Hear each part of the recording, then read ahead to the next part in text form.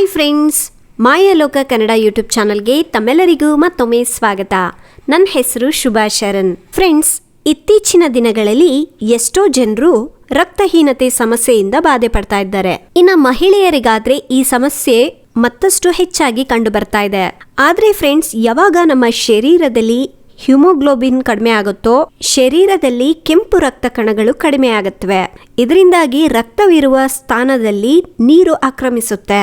ಇದರಿಂದಾಗಿ ನಿಮ್ಮ ಶರೀರದಲ್ಲಿ ತೂಕ ಹೆಚ್ಚಾಗುವುದು, ಕಾಲು ಕಡಿತ ಆಗುವುದು, ಕಣ್ಣು ಸುತ್ತು ಬರುವುದು, ಚಿಕ್ಕ ಚಿಕ್ಕ ಕೆಲಸ ಮಾಡಿದ್ರೆ ಸುಸ್ತಾಗುವುದು, ಕೂದಲು ಉದುರುವಿಕೆ, ಮುಖದಲ್ಲಿ ಮೊಡವೆಗಳು, ಈ ರೀತಿಯಾಗಿ ಎಷ್ಟೋ ವಿಧವಾದಂತ ಸಮಸ್ಯೆಗಳು ಕಂಡುಬರುತ್ತೆ. ಹಾಗೆ ನಮ್ಮ ಶರೀರದಲ್ಲಿ iron, folic acid, vitamin C, vitamin B12 ಈ ರೀತಿಯಾದಂತ ವಿಟಮಿನ್ಸ್ ಕಡಿಮೆ ಆದ್ರೂ ಕೂಡ ರಕ್ತಹೀನತೆ ಸಮಸ್ಯೆಗೆ ದಾರಿ ಮಾಡಿಕೊಡುತ್ತೆ.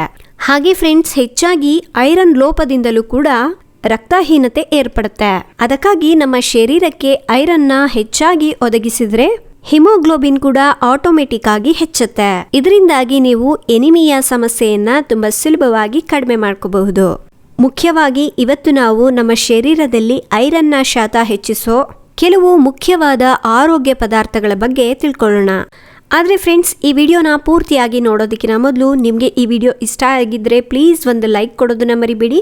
ಹಾಗೆ ನಮ್ಮ ಚಾನಲ್ಗೆ ಹೊಸದಾಗಿ ವಿಸಿಟ್ ಮಾಡಿದರೆ ಪ್ಲೀಸ್ ಸಬ್ಸ್ಕ್ರೈಬ್ ಮಾಡಿ. ಆನಂತರ ಪಕ್ಕದಲ್ಲಿ ಕಾಣುವಂಥ ಬೆಲ್ ಐಕಾನನ್ನು ಕೂಡ ಕ್ಲಿಕ್ ಮಾಡಿ.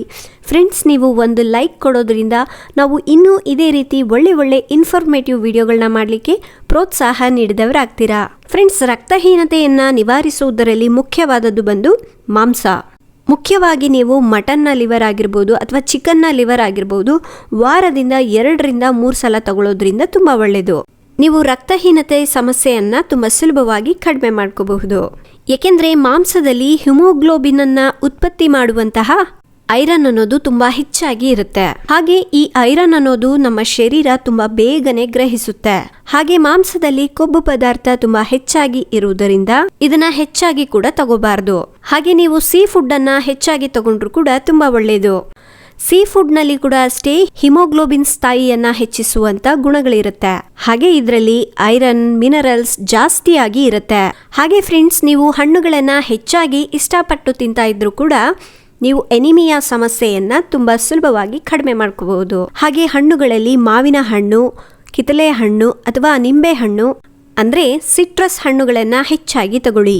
ಇದರಲ್ಲಿ ಐರನ್ ಜಾಸ್ತಿ ಆಗಿರುತ್ತೆ. ಹಾಗೆ ನಮ್ಮ ಶರೀರಕ್ಕೆ ಬೇಕಾದಷ್ಟು ವಿಟಮಿನ್ ಸಿ ಅನ್ನು ಕೂಡ ಒದಗಿಸುತ್ತೆ. ಹಾಗೆ ನೀವು ಪೇರ್ಲೆ ಹಣ್ಣು, ಆಪಲ್, ಕರ್ಬೂಜ, ದಾಳಿಂಬೆ ಅಂತ ಹಣ್ಣುಗಳನ್ನ ಹೆಚ್ಚಾಗಿ ತಗೊಳ್ಳೋದ್ರಿಂದ ನಿಮ್ಮ ರಕ್ತದಲ್ಲಿ ಹಿಮೋಗ್ಲೋಬಿನ್ ಅನ್ನೋದು ತುಂಬಾ ಬೇಗನೆ ಹೆಚ್ಚಿಸುತ್ತೆ. ಹಾಗೆ ನೀವು ಪ್ರತಿ ದಿವಸ ಒಂದು ಕುದಿಸಿದಂತ ಮೊಟ್ಟೆಯನ್ನ ತಿಂದ್ರೂ ಸಾಕು, ನಿಮ್ಮ ಶರೀರಕ್ಕೆ ಬೇಕಾದಷ್ಟು ಐರನ್ ಅನ್ನು ಕೊಡುತ್ತೆ. ಫ್ರೆಂಡ್ಸ್, ಹಾಗೆ ಡ್ರೈ ಫ್ರೂಟ್ಸ್ ಕೂಡ ಹಿಮೋಗ್ಲೋಬಿನ್ ಅನ್ನ ಹೆಚ್ಚಿಸಲಿಕ್ಕೆ ತುಂಬಾ ಚೆನ್ನಾಗಿ ಹೆಲ್ಪ್ ಮಾಡುತ್ತೆ.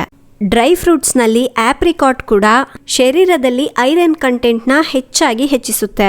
ಫ್ರೆಂಡ್ಸ್, ಆಪ್ರಿಕಾಟ್ ನಲ್ಲಿ vitamin A, vitamin C, vitamin E, beta carotene, potassium ನಿಮ್ಮ ಶರೀರದಲ್ಲಿ ಐರನ್ ಲೋಪವನ್ನ ಕಡಿಮೆ ಮಾಡಲಿಕ್ಕೆ ಆಪ್ರಿಕಾಟ್ ಅನ್ನ ತಗೊಳ್ಳೋದು ತುಂಬಾ ಒಳ್ಳೆಯದು.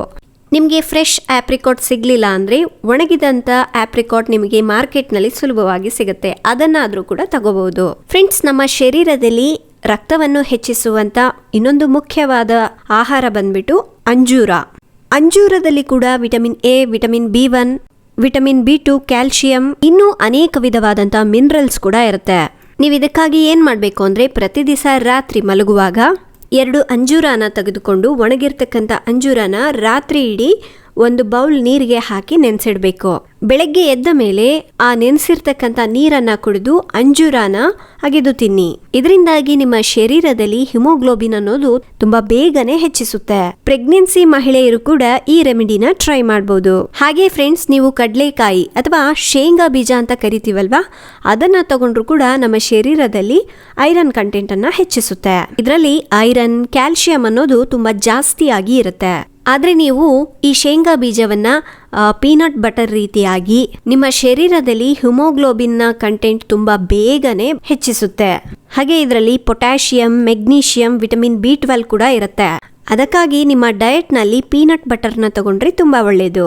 ಇದರಿಂದಾಗಿ ನಿಮ್ಮ ಶರೀರದಲ್ಲಿ ರಕ್ತ ಅನ್ನೋದು ತುಂಬಾ ಬೇಗನೆ ಹೆಚ್ಚುತ್ತೆ. ಹಾಗೆ ಫ್ರೆಂಡ್ಸ್, ಗೋಡಂಬಿ ಕೂಡ ಅಷ್ಟೇ ನಮ್ಮ ಶರೀರದಲ್ಲಿ ರಕ್ತಹೀನತೆ ಸಮಸ್ಯೆಯನ್ನ ದೂರ ಮಾಡುತ್ತೆ. ಮುಖ್ಯವಾಗಿ ಪುರುಷರಿಗೆ ಪ್ರತಿ ದಿವಸ 8 ಮಿಲಿಗ್ರಾಂನಷ್ಟು ಐರನ್ ಅವಶ್ಯವಾಗಿರುತ್ತೆ.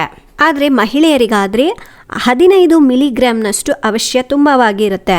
ಏಕೆಂದ್ರೆ ಮಹಿಳೆಯರಿಗೆ ಪೀರಿಯಡ್ ಸಮಯದಲ್ಲಾಗ್ಲಿ ಅಥವಾ ಪ್ರೆಗ್ನೆನ್ಸಿ ಸಮಯದಲ್ಲಾಗ್ಲಿ ಹೆಚ್ಚಾಗಿ ರಕ್ತವನ್ನ ಕಳ್ಕೊಳ್ಳೋದ್ರಿಂದ ಮಹಿಳೆಯರಲ್ಲಿ ರಕ್ತಹೀನತೆ ಸಮಸ್ಯೆ ಮತ್ತಷ್ಟು ಹೆಚ್ಚಾಗಿ ಕಂಡುಬರುತ್ತೆ. ಅದಕ್ಕಾಗಿ ಮಹಿಳೆಯರಿಗೆ ರಕ್ತ ತುಂಬಾ ಅವಶ್ಯವಾಗಿರುತ್ತೆ. ಅದಕ್ಕಾಗಿ ಪ್ರತಿ ದಿವಸ ನಿಮ್ಮ ಡಯಟ್ನಲ್ಲಿ ಸ್ವಲ್ಪ ಮಟ್ಟಿಗೆ ಗೋಡಂಬಿಯನ್ನ ತಗೊಳ್ಳೋದ್ರಿಂದ ತುಂಬಾ ಒಳ್ಳೆಯದು. ಹಾಗೆ ರಕ್ತವನ್ನು ಹೆಚ್ಚಿಸುವಂತ ಇನ್ನೊಂದು ಆಹಾರ ಬಾದಾಮಿ. ಏಕೆಂದ್ರೆ ಬಾದಾಮಿ ಕೂಡ ಅಷ್ಟೇ ನಮ್ಮ ಶರೀರದಲ್ಲಿ ಹಿಮೋಗ್ಲೋಬಿನ್ ಅನ್ನ ಹೆಚ್ಚಿಸುತ್ತೆ, ಹಾಗೆ ರಕ್ತವನ್ನು ಸಹ ಹೆಚ್ಚಿಸುತ್ತೆ. ಹಾಗೆ ಫ್ರೆಂಡ್ಸ್, ನಮ್ಮ ಶರೀರದಲ್ಲಿ ರಕ್ತವನ್ನು ಹೆಚ್ಚಿಸುವಂತ ಇನ್ನೊಂದು ಡ್ರೈ ಫ್ರೂಟ್ ಬಂದು ಕಿಸ್ಮಿಸ್ ಅಂದ್ರೆ ಒಣದ್ರಾಕ್ಷಿ ಕೂಡ ನಮ್ಮ ಶರೀರದಲ್ಲಿ ರಕ್ತವನ್ನು ಹೆಚ್ಚಿಸುವಂತ ಒಂದು ಒಳ್ಳೆ ಮಿಷಿನ್ ಅಂತಾನೆ ಹೇಳ್ಬಹುದು. ಶರೀರದಲ್ಲಿ ರಕ್ತವನ್ನು ಹೆಚ್ಚಿಸಲಿಕ್ಕೆ ವಿಟಮಿನ್ ಬಿ ಕಾಂಪ್ಲೆಕ್ಸ್ ಅನ್ನೋದು ತುಂಬಾ ಅವಶ್ಯ. ಅದಕ್ಕಾಗಿ ನೀವು ಒಣದ್ರಾಕ್ಷಿಯನ್ನ ತಗೊಂಡ್ರೆ ನಮ್ಮ ಶರೀರದಲ್ಲಿ ಬಿ ಕಾಂಪ್ಲೆಕ್ಸ್ ಲೋಪವನ್ನು ಕೂಡ ನಿವಾರಿಸುತ್ತೆ.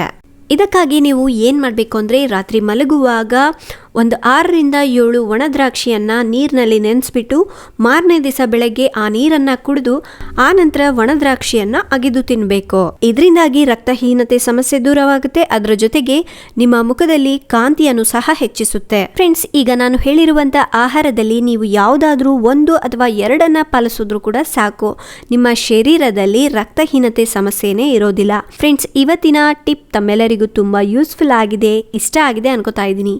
ಇಷ್ಟ ಆಗಿದೆ ಪ್ಲೀಸ್ ಒಂದು ಲೈಕ್ ಕೊಡೋದನ್ನ ಮರಿಬಿಡಿ. ಹಾಗೆ ನಿಮ್ಮ ಫ್ರೆಂಡ್ಸ್ಗೆ, ಫ್ಯಾಮಿಲಿ ಮೆಂಬರ್ಸ್ಗೂ ಸಹ ಈ ವಿಡಿಯೋನ ಶೇರ್ ಮಾಡಿ. ಇನ್ನು ಇದೇ ರೀತಿಯಾದಂಥ ಒಳ್ಳೆ ಹೆಲ್ತ್ ಟಿಪ್ಗಳಿಗಾಗಿ ಹಿಂದೆ ನಮ್ಮ ಮಾಯಾ ಲೋಕ ಕನ್ನಡ ಯೂಟ್ಯೂಬ್ ಚಾನಲ್ಗೆ ಸಬ್ಸ್ಕ್ರೈಬ್ ಆಗಿ. ನಾಳೆ ಇನ್ನೊಂದು ಹೊಸ ವಿಡಿಯೋದೊಂದಿಗೆ ಮತ್ತೆ ಸಿಗೋಣ. ಅಲ್ಲಿವರೆಗೂ ಟೇಕ್ ಕೇರ್, ಬಾಯ್.